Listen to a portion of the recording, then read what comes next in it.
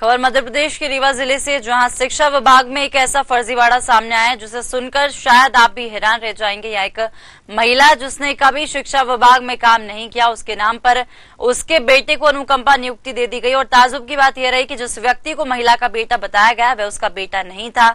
इतना बड़ा घोटाला कैसे हो गया, किसने किया, और इस तरह के कई सवाल है जिस पर अब पर्दा डालने का प्रयास किया जा रहा है। हालांकि पर्दा उठ चुका है और मामला लोगों के सामने है, लेकिन जांच नाम का ब्रह्मास्त्र कब छूटता और किस पर लगता है यह तो आने वाला वक्त ही बताएगा। नियुक्त हुई है ब्रजेश कुमार कोल की, और ये अभी लास्ट अप्रैल में ही इसके आदेश जारी हुए हैं।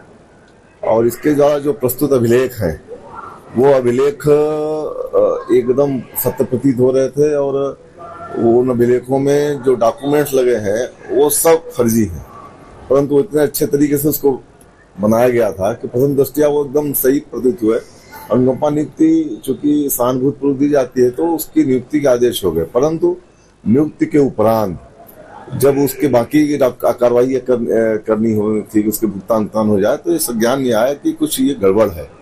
तो प्रथम दृष्टया उसकी सूक्ष्म जब जांच की गई तो वो पूरे फर्जी लगे, और इसके लिए एक समिति बनाई गई है। समिति तो रिपोर्ट नहीं दी है, पर उसके आदेश को तत्काल निरस्त कर दिया गया है।